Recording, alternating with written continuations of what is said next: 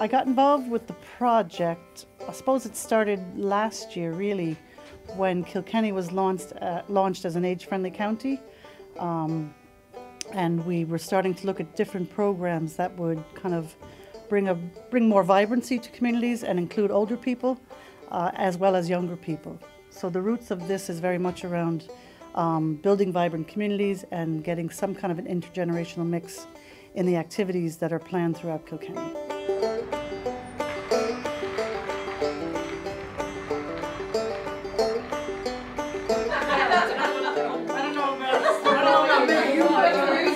I'll let you just explain a little bit more.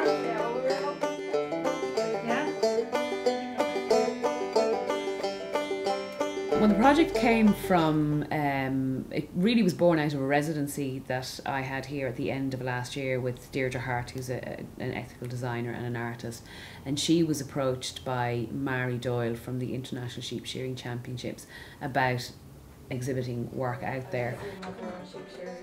I'm sure you could probably have a go, I don't know yet. So essentially what we did was had a really exciting chat about the sorts of things we could do, the sorts of work that we could produce. So we drew a brief together based on a design project we continuing to knit with a group of women, and we approached Lindsay Butler from the Community Enterprise Department of the local authority, who's managing the Interreg funded project. In 2010 I did an artist in residency programme with the Kilkenny Arts Office, and part of my residency was to look at recycled materials, and I wanted to investigate kind of knitting and crochet, and we put a call out for a group of knitters to come and help me do the work. So we had an overwhelming response of 65 women from the general local area, and they came in one evening a week to knit with me. And as a continuation of that project, we decided there was a need and a desire to keep going with it. So we set up this project after Christmas to investigate the process further and to involve the women and to continue with that work. We're working towards a form of seating, and we're going to do that with wool we'll get from Zwartable sheep.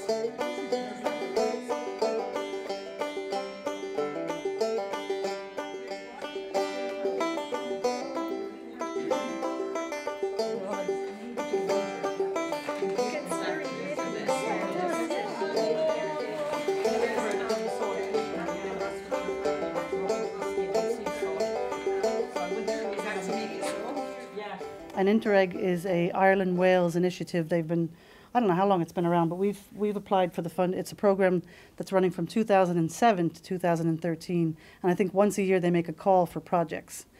And the project, what happens is if county councils or groups are interested in putting in a project, they make a call for partners. So they do a partner search, and Conwy County Council in Wales did a partner search, and we responded to that partner search because they were putting in an application under the Age Friendly Communities program.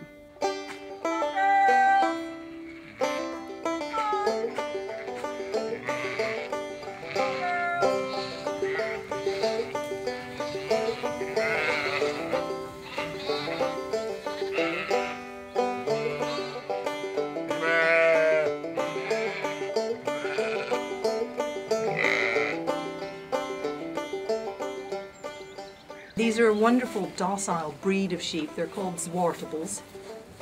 And as you can see, these are not pets. They're all like this. They're the equivalent of a shorthorn cow, and they all become frightfully friendly. Unlike your normal sheep, you can milk these, you can eat them. The wool is very good for felting and for knitting and spinning.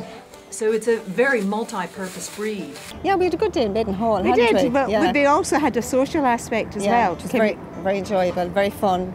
Yeah. Everybody had to bring something to contribute to lunch, Yeah. and very, very nice. Yeah. And I made a good rhubarb tart. That was wonderful. Yeah. Yes. And lasagna. And lasagna, yeah. Yeah.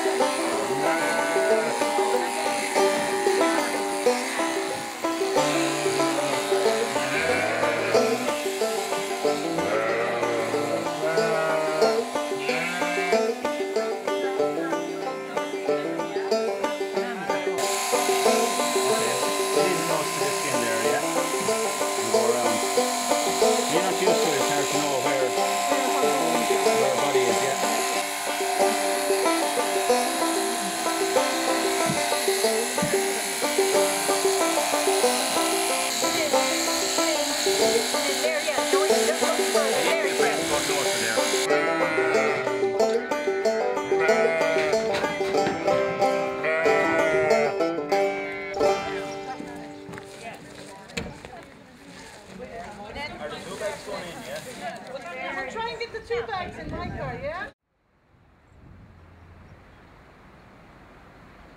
Well, when we went down to Cushendale, Philip, the proprietor, they had already washed and cleaned the fleece. So it was the natural oils had been removed in that washing. And when we went in, one of his employees was shaking oil back on the fleece so that it would move through the machine a lot easier. So they just heaped up the fleece in armfuls and put it into this machine. Down at the end of this big sort of 19th century iron machine, and there was for all the world like a shower curtain, and the wool just came out like flakes of snow onto the floor. And when it came out, it had been teased apart. There was no great big lumps as there were when we started off. And then that was put into a bag, and then he took it on to a further machine where the wool was allowed to go into this machine. Then it fell into a little trough, and this weighed the machine. And when there was a certain amount in it, it turned the trough over, and only that amount of wool went into the carding machine. And it came out just like one long sausage, came out and up and around, and then it was filled into the big canvas sacks, layered into the big canvas sacks. I was simply amazed. I'm a knitter all my life, and I had never seen this process. I had carded wool by hand with a wooden carder, you know, backwards and forwards, but I had never actually seen this, and we were really as excited as children seeing this go in and come out in a different form. So we really had a wonderful time. We really enjoyed ourselves.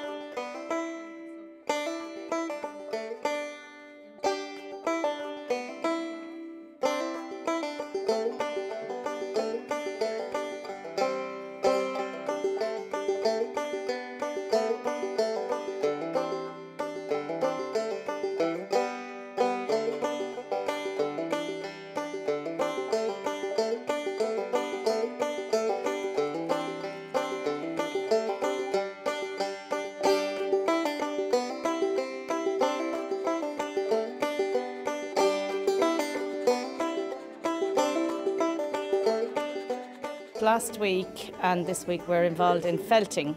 It's a whole new experience for me. I've never done anything like this before, and it's hard work. You start with some of the raw wool and you layer it into 3 layers we've been doing. You can layer it 4-way either. And then you apply soap, nice soap, and some hot water or cold water depending on the wool, I've been told. From then you'll cover it with kind of a gauze or linen and you start rubbing. And you rub and rub and rub until you have a flat piece of what looks like felt, which is very wet.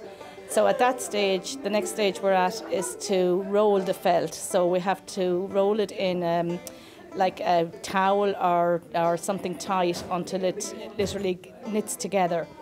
After that, then I think the next stage is to dry it out, and hopefully we'll have an end product of a piece of felt.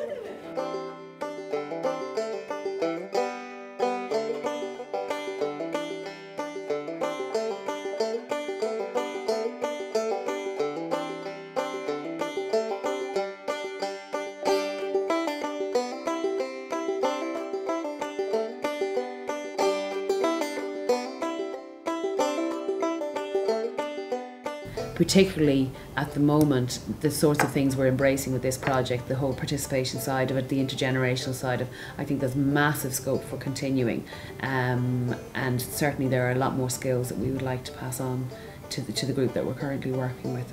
So in preparation for Kilkenny in the next 2 weeks, we have to construct the felt and the knitted pieces, and we're going to cover some benches with them to make them more comfortable, and we are going to do some dry felting this evening on the brown felt. So there's quite a bit of work to do, but we'll get there.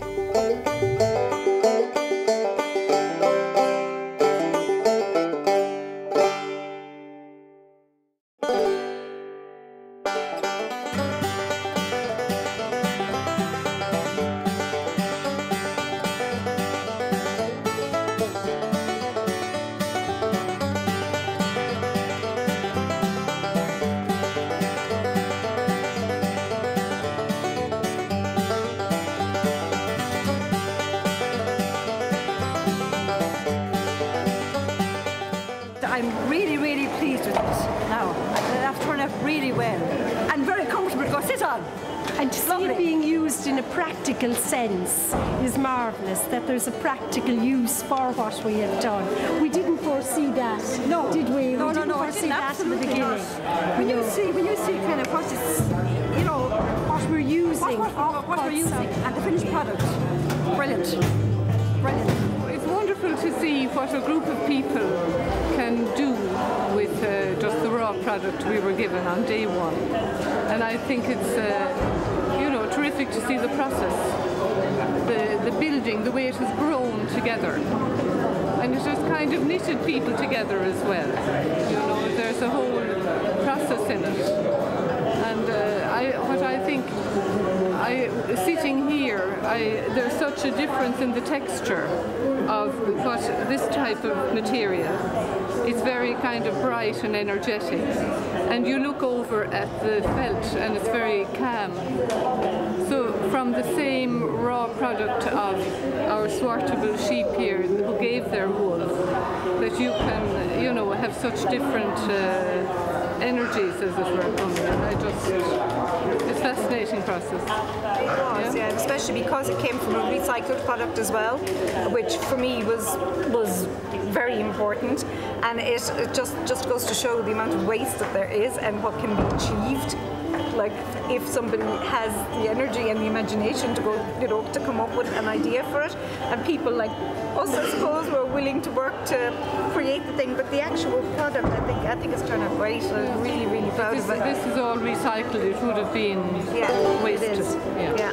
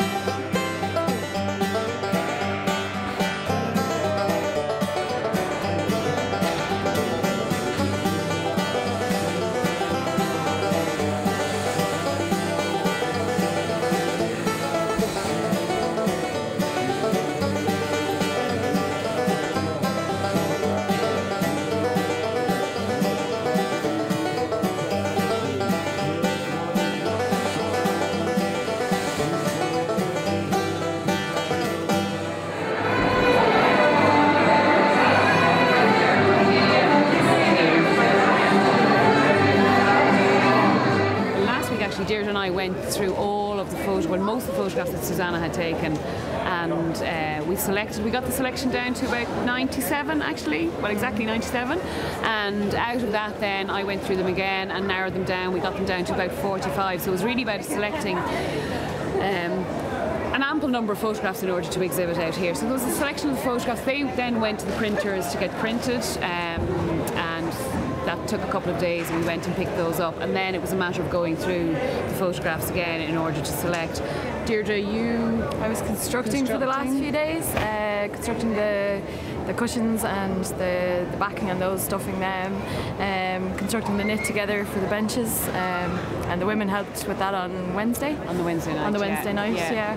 So a lot of work done. Yeah, and also obviously we had to pull together the information to contextualise the project, so we had a large A1 poster designed and printed, and also it was very much printing and tic-tacking with printers and with designers and things like that to pull everything together. And then Friday we were out here yesterday morning, and we were here for about 7 or 8 hours installing, so it was a matter of again measuring the wall, counting out the images, getting them up, the placement of them all, and getting them up to make quite a professional looking exhibition of the work, setting up the space. And then we spent a lot of time on the benches then yesterday evening, arranging the cushions and essentially on the presentation yesterday. The reaction has been very positive from across the board. I think people are really enthralled with the whole process from beginning to end. But it's not so much the reaction of the public as the reaction of the women. One of the women was telling me on Saturday morning that she couldn't sleep Friday night because she was so excited. And I suppose if you've been a part of something that makes somebody that excited about something again in their life, I think that's pretty incredible. So I think overall the women have been able to experience something that's brought kind of life back into them, and I suppose the whole process of being involved in a quality project, I mean, I don't know if people will think that it's quality, but I think if you see the pictures and what we've done, I think it's a standard, it's a very high standard, and the women have been able to participate. They've made friendships. I don't think you get that every day, so I think that is, for me, is the most exciting part of this whole project.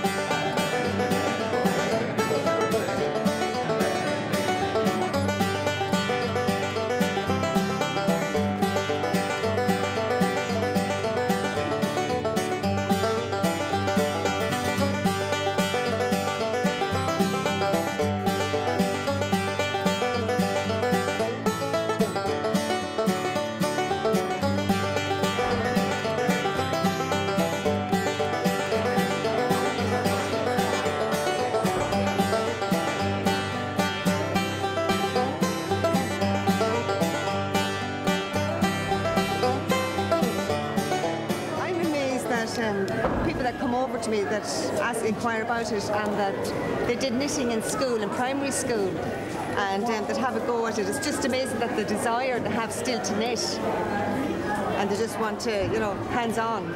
They just love it, yeah. Children are just fascinated with the size of the needles. They've never seen needles so big, and to see something so big like this. But for ourselves, I feel like the two ladies who sat in A Tale of Two Cities, who sat and knitted as they all went in their tumbrils to the guillotine. We're watching all the people go by, and we're knitting regardless here.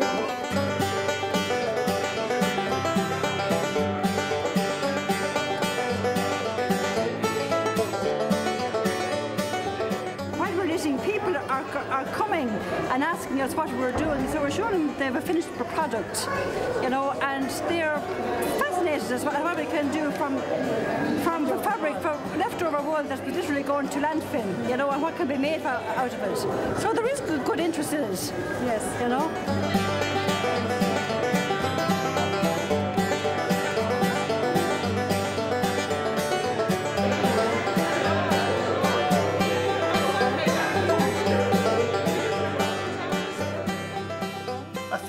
Overall, the feedback has been really, really positive across the board from all the women. Mm-hmm. I think the sheep shearing really was the icing on the cake. I think with just where we were in that busy thoroughfare, the feedback that they were getting. I mean, the fact that at any time during the day you looked over in that corner where the women were knitting, and there was any number of people sitting there talking to them and knitting with them. I think that was really, really positive. Yeah, they did really enjoy. They enjoyed the constant activity, and they really enjoyed the meeting, you know, kind of new people and impromptu conversations, and just in general the interest. I think they were possibly surprised by the interest that in general that people took from men and what women. They were doing, absolutely, of all across the ages. board. Yeah, definitely. But what I was really impressed with in general, and I think it came from the strength within the group, that the women gelled so quickly, that there was a huge amount of trust, you know what I mean, that we didn't go in kind of saying, this is what we're going to do, and then we're going to do this, and then this, and this is what we're going to end up with. There were other areas that they engaged with, and I think a huge part of that was the social aspect of it, and you know, just the relationships that they had and how well that they got on, and they just enjoyed the learning and the new experiences, etc. And the product wasn't a big deal at the time. As on the journey, the product wasn't a big deal, and that's what it should always have been about. So from my point of view, I would consider that a really successful aspect of the project. And the fact that they've set up their own knitting group on a Wednesday night without any support from anybody, I think shows that they enjoy each other's company, wanted to spend some time together and to continue on meeting as a group. And for me, and I'm presumably for you as well, that's a huge it's a huge plus and a huge bonus, because within all the work we do, it isn't about hand-holding, it's about creating a sense of independence and making people realise that they can do certain things for themselves. So there wasn't a big leaning on us like, oh, we've done this now can you facilitate a knitting group? I think they realised that, you know, they had made friends, they were a group, all they needed to do was organise a space to meet and knit. From my point of view, massive achievement. You know, you can spend years trying to get certain groups and certain communities to see what they can do for themselves, whereas this group very quickly came around to that. By the time we had our meeting, they had already secured a venue to meet and knit with, and that came out of conversations that we had at the championships. You know, I was saying, well, you know, these are things that you can do yourselves, and you know, that realisation came to them very, very quickly. And I think that's, you know, it might seem really small, but to me that's a really big achievement. But if you take an academic approach, and if you approach that as an academic to set up a self-sustaining empowered group that would meet itself, it would take years. Yeah. I mean, whereas it happened very nonchalantly, very informally over the course of, what, 8 to 10 weeks? Yes, yeah, absolutely. Well, again, nothing has been set in stone as yet, but our intention certainly would be to continue to upskill the women. We have quite an amount of fleece left, and there's a lot that you can do with fleece, so, you know, I'm not saying this is exactly what's going to happen, but there's a potential for spinning, weaving, crochet, you know, for utilising the wool in different ways. So our current focus would be for autumn and would be for upskilling and drawing on a variety of expertise around, you know, new skills for the women, making skills. And I suppose as an age-friendly communities project that's interested in intergenerational practice, I suppose we're exploring how that group works, bringing in new people, you know, and looking at skills development with new people involved, and looking at how we develop a project from that, adding new and different people to the mix the whole time. We are kind of interested, well, we're extremely interested in kind of getting an intergenerational practice where there's mutually beneficial experiences made for people. So that's also something that's down the road, but we haven't figured that out yet. Yeah, it's not.